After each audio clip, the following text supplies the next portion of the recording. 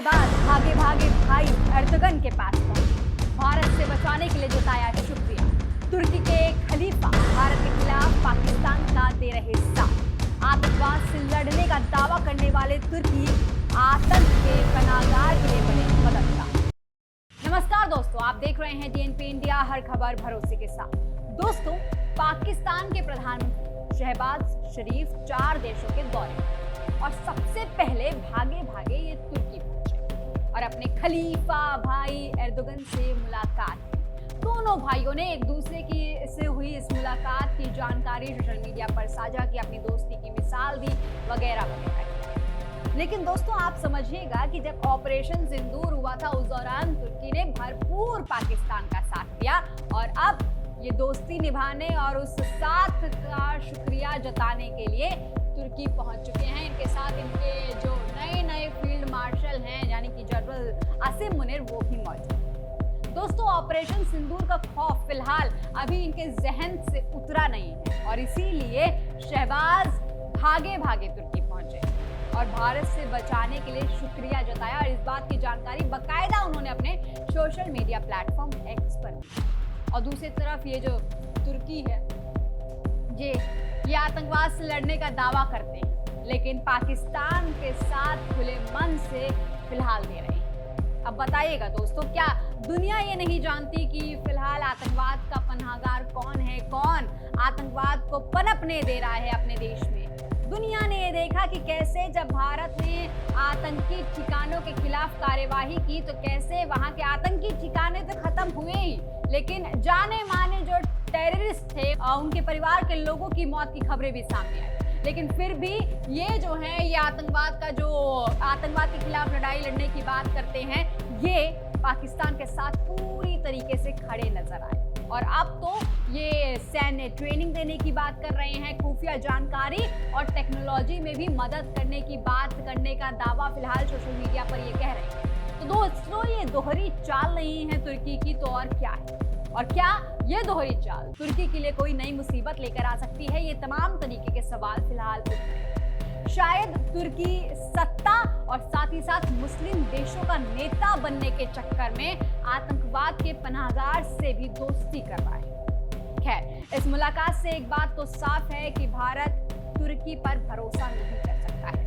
हालिया सैन्य टकराव में जिस तरीके से तुर्की ने भारत के खिलाफ पाकिस्तान को ड्रोन भेजे, बताया जा रहा है कि 350 से अधिक ड्रोन तुर्की के द्वारा पाकिस्तान को भेजे गए। यही नहीं, सैन्य सलाहकार भी दिए गए और जंगी जहाज भी दिए गए। तो क्या ये कोई बड़ी साजिश नहीं है? लेकिन शायद तुर्की को ये समझना चाहिए कि वो चाहे ऐसी कितनी भी साजिश रच ले, लेकिन भारत एक सशक्त देश है, वो हर चक्रव्यूह को तोड़ना जानता है। प्रधानमंत्री जो शहबाज शरीफ हैं वो इस गलतफहमी में है कि वो भारत के खिलाफ इस अनकहे जंग में जीत चुके हैं और इसी बात की जानकारी वो सोशल मीडिया पर दे रहे हैं। बड़े तुर्रम खा बनते हुए कह रहे हैं कि हमने जंग जीत ली है, अल्हम्दुलिल्लाह। अपने ट्वीट में भी इस बात का जिक्र कर रहे हैं। दोस्तों, तुर्की के समर्थन से पाकिस्तान ने जीत हासिल की है, ये बात बता रहे हैं शहबाज शरीफ। दोनों देशों की जो नज़दीकियां हैं वो फिलहाल दिख रही हैं, किस तरीके से बढ़ रही हैं। पिछले महीने तुर्की के जो राष्ट्रपति हैं वो भी पाकिस्तान के दौरे पर गए। दोनों देशों के बीच अब जो दावा किया जा रहा है वो ये किया जा रहा है कि $5 अरब का ये व्यापार करने का लक्ष्य रख रहे हैं। अब जब बात यही हो रही है तो बात इस पर भी होनी चाहिए। क्यों? दोस्तों, देखिएगा कि पहले तो खबरों में क्या कुछ लिखा हुआ है इस पर भी नजर डाल लेते हैं। अगर नवभारत टाइम्स की हम खबर देखते हैं तो उसमें साफ लिखा हुआ है कि तुर्की के खलीफा एर्दोगन से मिले शहबाज शरीफ, पाकिस्तान को भारत से बचाने के लिए दिया धन्यवाद, मुल्ला जनरल मुनीर भी रहे साथ। अपने भाई खलीफा एर्दोगन की शरण में पहुंचे शहबाज शरीफ, भारत से बचाने में मदद के लिए जताया शुक्रिया। इसके साथ ही हिंदुस्तान की अगर खबर देखें तो इसमें साफ लिखा है कि भारत से तनाव के बीच फिर करीब आए शहबाज और तुर्की के राष्ट्रपति एर्दोगन, दोस्ती के साथ बड़े ऐलान। तो मतलब ऐलान तो किया गया है, लेकिन साथ ही साथ ये भी देखिएगा कि इससे पाकिस्तान का जो खौफ है वो भी साफ नजर आता है। अब जैसा कि मैंने आपसे पहले कहा कि व्यापार की बात चल रही है, थोड़ा व्यापार पर भी जिक्र कर लेते हैं। दोस्तों, देखिएगा वित्त वर्ष अगर 24 की मैं बात करूं तो भारत का तुर्की को निर्यात करीबन 6.66 बिलियन अमेरिकी डॉलर का था, जिसमें इंजीनियरिंग सामान था, पेट्रोलियम उत्पाद था, इलेक्ट्रॉनिक सामान था और साथ ही साथ इसमें रसायन भी शामिल था। भारत इतने बड़े स्तर पर व्यापार करता है, उसके बावजूद भी तुर्की क्या करता है? तुर्की आतंकिस्तान को समर्थन देता है। अब देखिएगा, ये जो हमारे पास आंकड़े लगे हुए हैं, इसमें साफ साफ बताया जा रहा है कि भारत से तुर्की को निर्यात किए जाने वाले जो प्रमुख सामान है उसमें ऑटो कंपोनेंट है, कपड़ा है, रसायन है, खनिज ईंधन है। इसके साथ ही ये भी बताया जा रहा है कि 2023-24 में भारत ने करीबन 6.66 बिलियन अमेरिकी डॉलर के मूल्य का उत्पादनों का निर्यात किया है और इसमें करीबन 3,885 वस्तुओं का निर्यात हुआ है। और इसके साथ ही ये भी बताया जा रहा है कि अप्रैल से लेकर अक्टूबर 2024 तक भारत का जो तुर्की को निर्यात है वो करीबन 3.4 बिलियन अमेरिकी डॉलर रहा है। और अगर आयात की मैं बात करूं तो हम सेब, संगमरमर, सोना और खनिज तेल का आयात करते हैं तुर्की से और इसकी जो संख्या है 2023-24 के हिसाब से तो तुर्की से भारत ने करीबन 3.78 बिलियन अमेरिकी डॉलर के मूल्यों का सामान जो है वो आयात किया है। लेकिन यही आंकड़े अगर आप पाकिस्तान के नजरिए से देखेंगे और यही अगर हम पाकिस्तान के नजरिए से देखें कि पाकिस्तान ने कितना एक्सपोर्ट किया है तो 457 मिलियन डॉलर का एक्सपोर्ट किया है महज। और ये आंकड़े हमारे साथ देखिएगा कि कितने बड़े हैं। और इसके साथ ही अगर तुर्की से पाकिस्तान के एक्सपोर्ट की बात करें यानी कि पाकिस्तान ने कितना आयात किया है तुर्की से तो करीबन 466 मिलियन डॉलर का है। कहाँ हमारा जो आंकड़ा है वो बिलियंस में है और ये जो है वो महज मिलियन में ही अभी मौजूद है। इसके साथ ही अगर हम टॉप इंपोर्ट्स की बात करें तुर्की से जो हम ले रहे हैं टर्की से, उसमें मार्बल्स है, सेब है और इसके साथ ही लाइम एंड सीमेंट भी है। और इन तीनों ही जगहों पर फिलहाल विरोध देखने को मिल रहा है। ऑपरेशन सिंदूर के बाद जिस तरीके से तुर्की ने पाकिस्तान का साथ दिया है उसके बाद से चाहे वो मार्बल एसोसिएशन हो, चाहे वो एप्पल के जो मतलब सेब के जो व्यापारी हैं, चाहे वो सीमेंट के जो व्यापारी हैं, इन तीनों ही जगहों से हमने देखा कि वो व्यापारी सामने आए, एसोसिएशन सामने आए और साफ तौर पर कहा कि नहीं चाहिए हमें वहां से ये आयात। हमें अगर सेब की जरूरत पड़ेगी तो हम हिमाचल या दूसरे देशों से मंगा के अपनी जो जरूरत है उसकी पूर्ति कर लेंगे, लेकिन वहां से नहीं लेकर आएंगे। इसी की तरह मार्बल जो राजस्थान के एक बहुत बड़े मार्बल एसोसिएशन है उसके तरफ से भी ये बयान साफ आया कि हमें वहां से मार्बल नहीं चाहिए। अब ऐसे में जो खबरें सामने आ रही हैं वो बता रही हैं कि भारत ने इतनी बड़ी संख्या में मदद की है हर हमेशा, चाहे वो ऑपरेशन दोस्ती की आप बात करें जब पूरा जो तुर्की है वो भूकंप के झटकों से जूझ रहा था, वहां मौत की संख्या सामने नहीं आ पा रही थी, इतनी बड़ी संख्या में वहां पर तबाही मची हुई थी, कितने लोग घायल हुए थे वो खबर सामने नहीं आ पा रही थी। उस दौरान भी भारत पूरी तरीके से तुर्की के साथ खड़ा रहा। करीबन 7 से 10 करोड़ रुपयों की जो जरूरत के सामान है वो भेजे गए थे हमारे तरफ से। पता नहीं कितनी बड़ी संख्या में यहाँ से सेना गए थे, एनडीआरएफ की जो सेना होती है वो गए थे ताकि वहां पर मदद की जा सके, वहां पे राहत कार्य किया जा सके। लेकिन उसके बावजूद भी, इतने बड़े व्यापार के बावजूद भी, इतनी बड़ी दोस्ती के बावजूद, दोस्ती नहीं लेकिन मदद के बावजूद भी तुर्की ने पाकिस्तान का साथ देने का फैसला किया। भारत ने ऑपरेशन दोस्ती चलाकर तुर्की के सामने अपने रिश्तों को और मजबूत करने की कोशिश की, अपना जो शिष्टाचार है वो दिखाने की कोशिश की, लेकिन तुर्की ने हमें दगा दिया है। तुर्की ने भारत को वैसे भी हमेशा नीचे ही रखा है पाकिस्तान से और इसके पीछे बड़ी वजह है। पीछे सबसे बड़ी वजह तो ये है कि तुर्की को अपनी साख बढ़ानी है मुस्लिम देशों में। तुर्की को खुद को सबसे बड़ा मुस्लिम देश के तौर पर स्थापित करना है और इसी वजह से तुर्की हमेशा भारत और पाकिस्तान के बीच में जब चुनना होता है तो वो पाकिस्तान को चुनता है। दरअसल दोस्तों, मुस्लिम देशों और मुस्लिम आबादी के जो नेता बनने के चक्कर में ये जो पॉलिटिक्स चल रही है ये हम देख पा रहे हैं।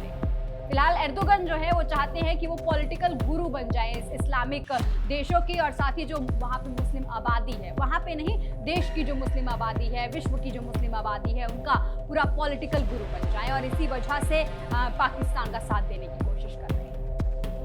तुर्की पाकिस्तान को OIC में भी समर्थन देता रहा है, UN में भी सपोर्ट कर रहा है और साथ ही कश्मीर के मुद्दे पर भी पूरी तरीके से साथ देता हुआ नजर आया है। यही नहीं, मिलिट्री एक्सरसाइज में भी किस तरीके से तुर्की ने पाकिस्तान का साथ दिया है, उसे सपोर्ट किया, ये भी हमने देखा। दुनिया में करीबन 57 मुस्लिम देश है, जिसमें से एकमात्र तुर्की ऐसा है जो नाटो का मेंबर है, और इसी वजह से पाकिस्तान जो है वो उसके पीछे पीछे घूमता रहता है, उसका पिछलग्गू बन चुका है। और तुर्की जो है वो भारत की बजाय पाकिस्तान का साथ देता है, ताकि ऐसे मौकों पर जब उसे जरूरत पड़े, जरूरत तो खैर पड़े, लेकिन हाँ, अपने आप को अगर इस्लामिक देशों में सबसे बड़ी अपनी साख दिखानी हो, या मुस्लिम नेता के तौर पर अपनी साख दिखानी हो, या पॉलिटिकल गुरु बनना हो मुस्लिम देशों का, तो उस समय वो ऐसे देशों की मदद ले सके। और दूसरी बड़ी वजह यह है कि दोस्तों, पाकिस्तान जो है वो तुर्की से बड़ी संख्या में हथियार खरीदता है। अभी भी हमने देखा कि ऑपरेशन सिंदूर के दौरान किस तरीके से वो जो कार्गो था वो वहां पाकिस्तान में लैंड हुआ, वो तुर्की का था। बताया जा रहा है उसमें ड्रोन बहुत बड़ी संख्या में, करीबन 350 के आसपास ड्रोन उस समय तुर्की के द्वारा पाकिस्तान को भेजे गए, ऐसी खबरें सामने आई। और ऐसा ही नहीं है कि इसके साथ भी बहुत सारे हथियार पाकिस्तान तुर्की से लेता रहा है, और उसको लगता है कि अगर ऐसे हम पाकिस्तान का साथ देते रहेंगे तो वो हमसे हथियार खरीदता रहेगा, क्योंकि हथियार एक बहुत बड़ा बिजनेस है, और इसीलिए तुर्की पाकिस्तान का साथ देता रहा है। भारत ऐसा नहीं करता है, भारत तुर्की से हथियार उतना नहीं खरीदता है, पाकिस्तान जितना खरीदता है। तुर्की को फिलहाल पाकिस्तान में फायदा नजर आ रहा है, और इसीलिए तुर्की पाकिस्तान को फायदा दे रहा है।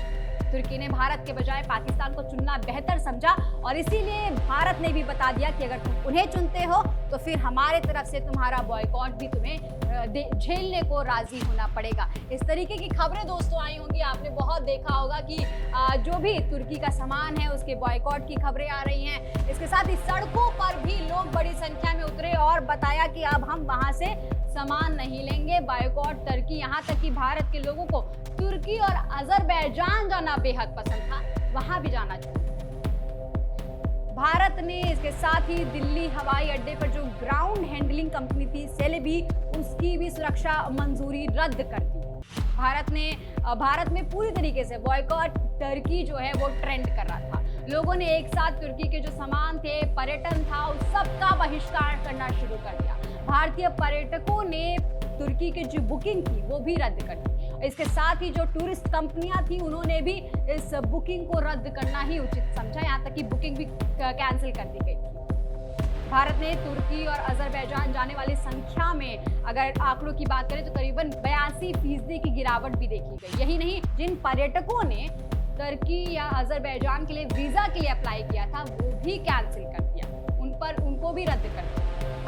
यही नहीं दोस्तों, भारत के जो व्यापारी हैं उन्होंने भी तुर्की और अजरबैजान से जो आयात किया जाता था उसका जो निर्यात था उसे भी बंद करने की सिफारिश। तो ऐसे में दोस्तों साफ है कि इस वक्त भारत जो है वो पूरी तरीके से साथ खड़ा है, और तुर्की चाहे कितनी भी साजिशें क्यों ना रच ले, तुर्की चाहे भारत को हर बार पाकिस्तान का साथ देने के लिए किनारा क्यों ना कर दे, हम एक साथ खड़े हैं। और इस बार तुर्की को ये बताना पड़ेगा कि अगर हमने तुम्हारी हमेशा मदद की है, हम तुम्हें इतना बड़ा व्यापार देते हैं, तो अब तुम्हें इसका भुगतान करना पड़ेगा। तुमने जिस तरीके से पाकिस्तान का साथ दिया है, और जिस तरीके से अब पाकिस्तानी प्रधानमंत्री शहबाज शरीफ इनसे मुलाकात करने वहां पहुंचे हैं। 4 देशों का दौरा था दोस्तों, जिसमें सबसे पहले ये तुर्की पहुंचे। ये बताता है कि किस तरीके से ये आभार व्यक्त करना चाहते थे तुर्की का। क्यों? क्योंकि उन्होंने भारत को छोड़कर पाकिस्तान का साथ दिया। तो ऐसे में अब भारत में जिस तरीके से बॉयकॉट तुर्की तो चल ही रहा है, और साथ ही साथ लोग तुर्की जाना भी नहीं पसंद कर रहे हैं। तो ऐसे में अब तुर्की को इसका भुगतान करना पड़ेगा। और साथ ही मैंने आपसे जैसा पहले ही कहा था कि बौखलाहट जो है पाकिस्तान की वो साफ नजर आ रही है। दोस्तों आपको क्या लगता है कमेंट सेक्शन में लिखकर जरूर बताइएगा, और ऐसी तमाम खबरों के लिए देखते रहिए TNP इंडिया, हर खबर भरोसे के साथ।